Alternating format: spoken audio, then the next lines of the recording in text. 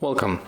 If you want to get animated Neoline wallpaper on your Motorola Moto G 5G Plus, for the first you have to go for the Play Store, and after that you have to tap on search pool and type here Neoline. You can also take it from this quick list and click here install.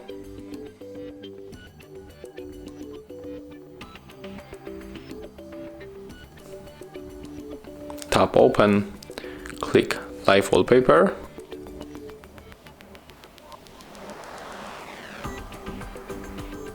Okay, it is loading, and right now we can just simply tap on the set wallpaper, then just go back, and here we get the preview of the wallpaper.